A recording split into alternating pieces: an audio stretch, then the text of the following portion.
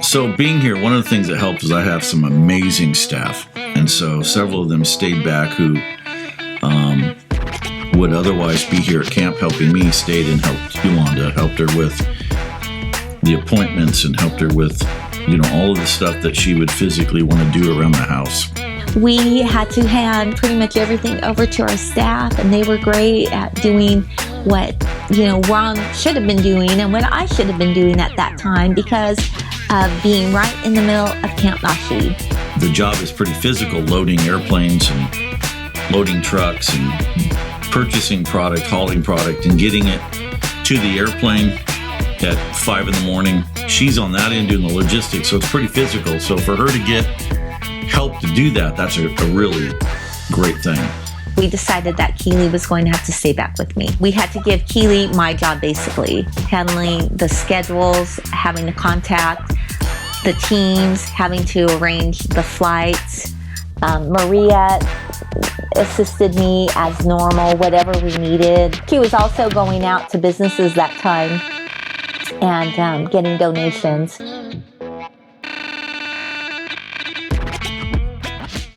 Oh my goodness, so this one time I was sitting at this cafe getting the different TGM packets together that we send out to the different businesses. I am listening, and there's like this group of like a cheerleading committee that's meeting together at this table that's a little far away. And I have a little problem with eavesdropping, just a little. Mostly if I hear people talking in hushed tones or whatever. I mean, who doesn't want to hear what they're saying if they're talking in a hushed tone? Like, everybody wants to like lean in and listen, right? Anyways, well, maybe it's just me. And so I am listening to them talk, and they start to talk about donations. That's what really piqued my interest. So I'm just putting my little papers in and putting my little business card in there. And then this one lady especially pipes up, and she's like, oh my goodness, she's like, nobody ever goes to, and she's like, they always give. They're so generous. Every time I've asked them, they've given to our cheerleading committee or whatever. And then one lady is like, I'll call them, just give me their number. So she's like, okay, blah, blah, blah. And I'm like getting my phone out, and I write down the number that she tells to that lady. I want to get there before this cheerleading woman gets there and asks for donations. Is that wrong? That's probably wrong. So anyways, I go to this place, and it's really hard to find because it's not like labeled. Siri's like, you have arrived. And I'm like, where? I end up just turning into this obscure parking lot, and it's like this huge lot area. And I walk up to this little, like, it looks like a tiny house, and go inside, and there's the secretary. She's super nice, and I end up meeting the owner. End up talking to him about Camp Nashi, just explaining what it is, and he is very interested and just very encouraged by what we're doing out there, as are a lot of the business owners that I meet. Like, they're very encouraged that somebody's actually going out and doing work out there. We're actually addressing those life issues that these young people are dealing with, like depression, or just feeling like they don't have a purpose in this life. And we're speaking that life and that purpose over them, saying you do have a purpose, you do have a reason to live. And anyways, so back to that story. He's like, yeah, I think we can come up with something. He ends up being our biggest supporter that year. He gave $1,500 on the spot, like a check for $1,500, and that was by eavesdropping on a cheerleading committee meeting. So I thought that was pretty God and pretty awesome. We received a call from Jim and Lori Baker, who are the founders of the media school that Giovanna goes to. And they called us and were checking up on me to see how I was doing. And they told us if we wanted Giovanna to go home, to come back home to take care of me, that they would fly her home. So about a week after the surgery, Giovanna was here at our house. It was 2 days before Ron had to leave to camp on the boats. Pretty much everything that we were doing for camp was happening, but Ron and I were not in it at all.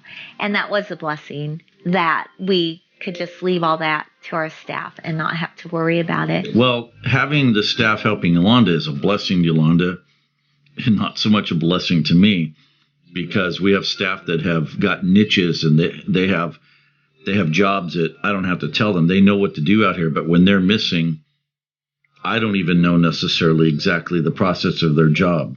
We're working a lot harder and running harder, and this has been a really, really difficult year. but it's worth it knowing that Yolanda's getting some help at home. To me, it's worth it.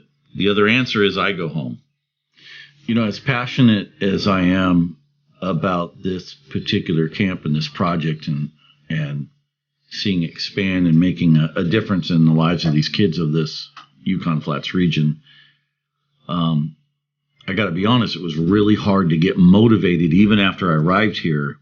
You're running on adrenaline to get here in the first place. You're talking hours and hours of boating, like a full day of boating, and we were at about 2.5 to 3 days without sleep when we got here. So you're running on adrenaline, but normally you get into that mode, and it was hard to get into that flow because the whole time I still feel like I had abandoned her. I need to go home. Even though she wanted me to go, and you get that stamp of approval, there's still that thing that's inside of you as a man going, I need to go take care of her, So yeah, that's really tough, and our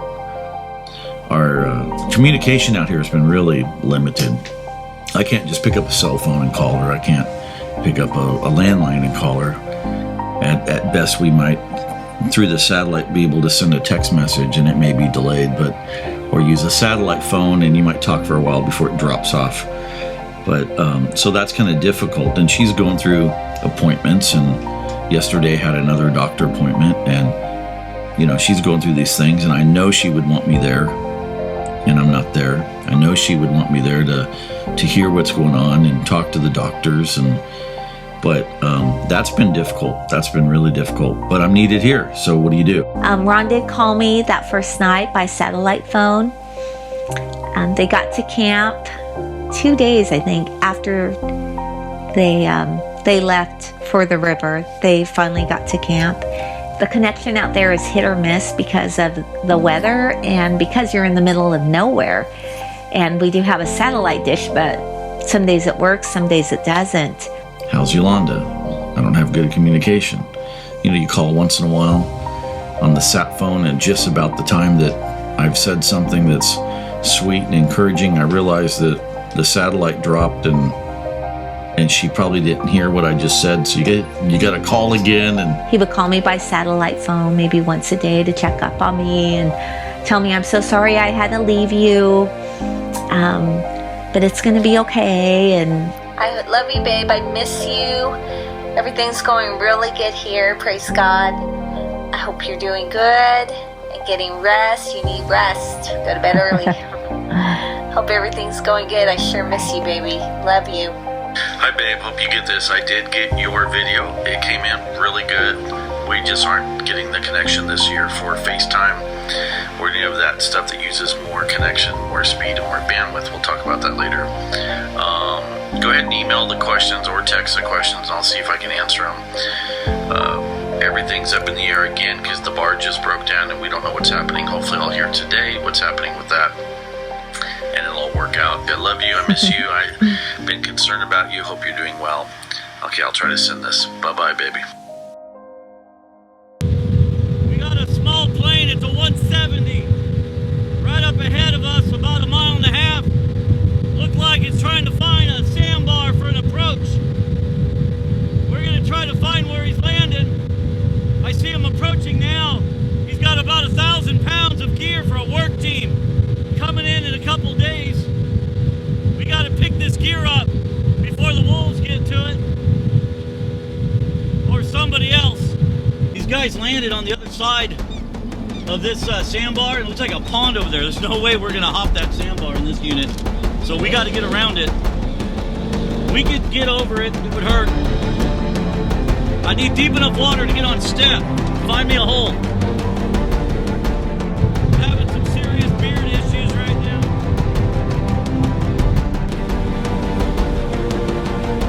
I can't see past it, you big lug. There you go.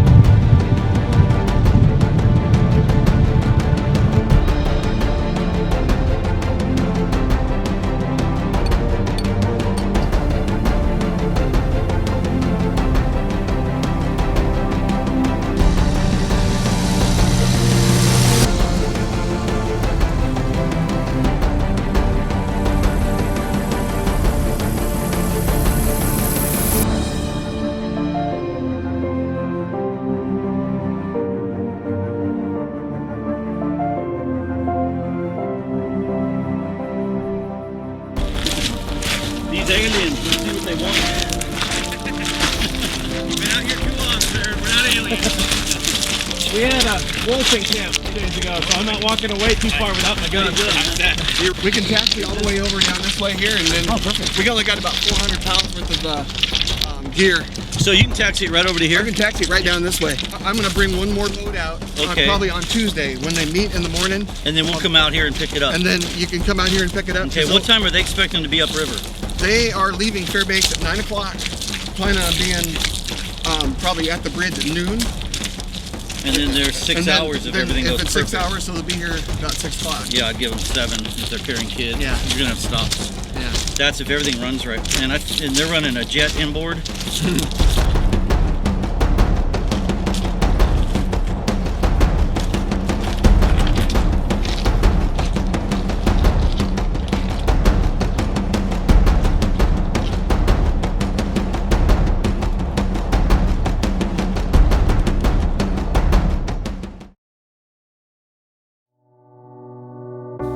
My next appointment is next week, and I will see the oncologist. And on that day, they will give me results of a couple tests. One test is to see if I have a cancer gene in me. My oncologist, she said if the gene is positive in me, that they will do preventive surgery and suggest for me to have a hysterectomy. And then they watch you real close.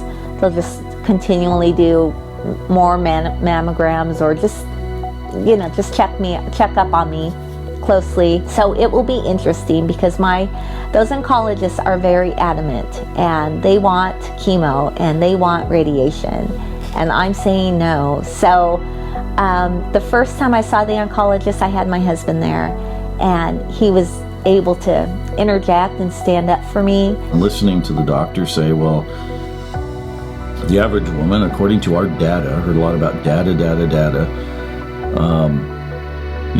Women at this stage and with this finding, and this is where they're at, we recommend, they have this chance of getting cancer, and we recommend chemo or all of these different things. This is what we recommended. So I am asking the doctor, after she talked for a while and threw out a bunch of data, I said, okay, so let's talk about my wife, because all your data is from women who are average, meaning they have anywhere from 4 to 8, an average of like 6 lymph nodes on one side, and that was removed, and the cancer found is typically 40 to 60% in those lymph nodes. And Yolanda had 36 lymph nodes, and only 2 were cancerous. So it blows away all their data. And so I said, so do you have data in Yolanda's case? And she says, no, I don't. So she is outside of all of your data. She goes, yes, she is. I said, so really, your data has nothing to do with our situation. It doesn't help us. She goes, correct. I go, okay. Then no chemo. I'm not going to have him here this time. So I just have to be strong and hold my ground. And again, I have peace. I know I'm not being stupid. I know I'm not being stubborn. I know I'm not fearful. I just know that that's not the road I'm supposed to go. And I'm really believing, and I just have this knowing that I am set free of cancer, that I'm healed. I already know it. We're also waiting on results of another test where they are doing a thorough biopsy on the lymph node that had cancer. They're doing a thorough biopsy to see what kind of cancer exactly I had, how fast it was moving, if it's throughout my body. They're able to determine all kinds of specifics through this one biopsy, through this one test. So I'll be finding that out. It wasn't what I expected. Hey, how's it going? Good. Cool. I have my test results. Ooh. So it wasn't what I expected, because we were praying for a clean report, but it wasn't bad. So the test that they took was called an oncotype test. So they thoroughly examined that lymph node that they took out, that big lymph node, and so they said the properties that they found shows that I still have a 30% or 40% chance of getting cancer again. If I were to take that receptor, that estrogen blocker, I would only be at 30%. If I were to take chemo and radiation, it could reduce my chances at 16%. It could. Yeah. And, but I want to wait. Sure, I just want to take it day by day. I feel so impressed by all the help and the graciousness of the nurses and the workers. We met my nurse navigator. Yeah. And remember, she's the one that calls me up and tells me about all the services that they have and checks on me every week. And if I need her to make appointments, she'll make appointments. Being in this world of cancer, it's a whole new world. It's a different world, but it's an awesome world. And I only say that because there are so many people that are volunteering their time, that are being available to help cancer patients. They have all these all these organizations that will help you, even financially, that will help you if you can't drive. There's volunteers that will drive you to your doctor's appointments. But I have people leaving me messages of how they can help me, and one person's over the insurance, and they want to see what my needs are, and they'll direct me to the right place, or they'll help me with whatever I'm dealing. They want to tell me all the benefits that are available for me with my insurance. And my nurse navigator, she's just been so kind and so gracious, and so she's awesome. She's awesome. She gave me all kinds of books and that hotel, but it's just a day by day thing. I'm still believing in God for a clean report and complete healing. And I know it's going to be okay. But it's just, even every time I hear, my heart goes more out to cancer patients, because now I know what they're experiencing. And it just makes me want to do so much more. We love you, Yolanda. We see the hope on your face. Yes. Ready? Go back to town? Yeah, let's go. Let's go eat.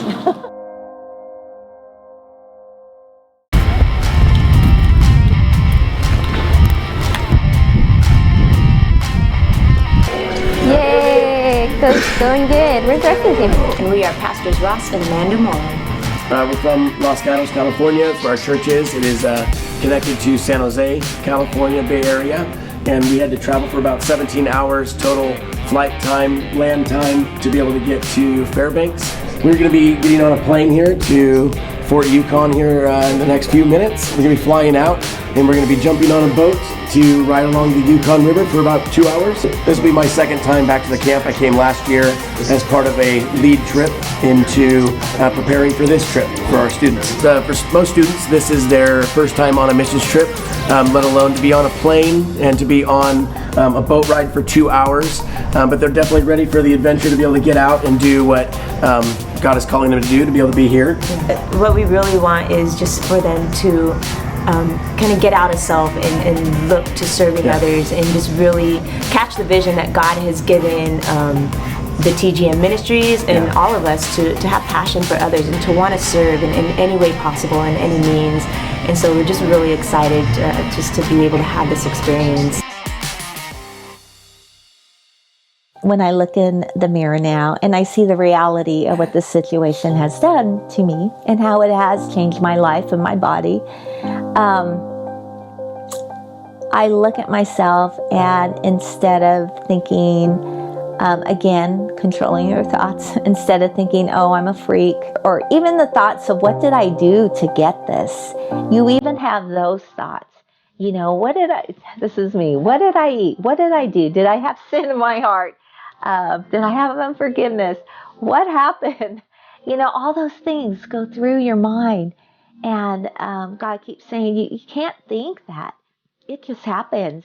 You think, why does somebody who, who commits crimes or drinks and smokes and lives life horribly, and then somebody that lives to give life, to help other people live and be set free, why would this happen, to someone that's wanting to help lives? And you just have all these thoughts.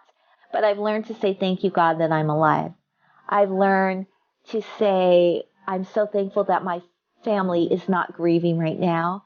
I'm so thankful that I'm still here, and it has brought us closer together in more ways than the hardships of the situation. Going through situations like this, it's really, I guess, your choice of how to handle it. Hearing God's voice from the very beginning and listening to his voice and taking his peace instead of taking the fear that comes with cancer.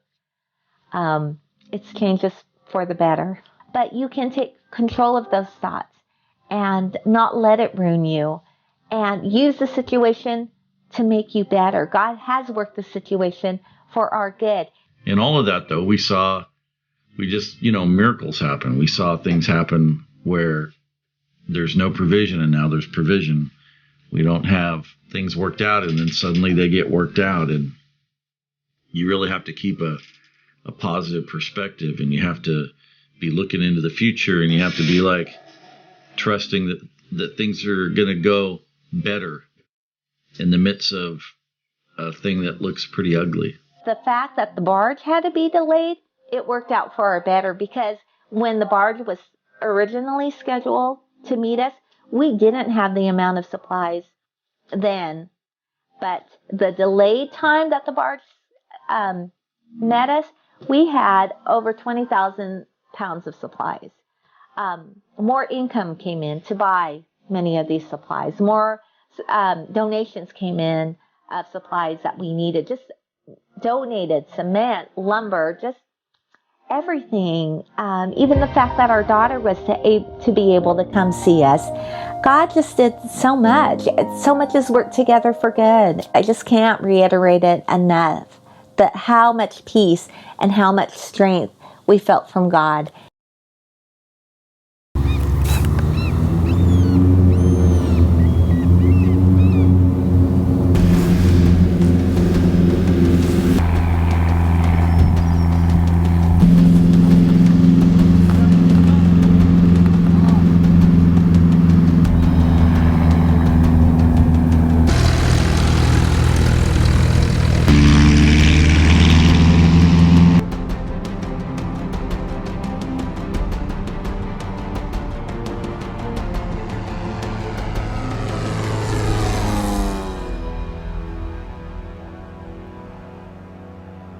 I think it'd be good.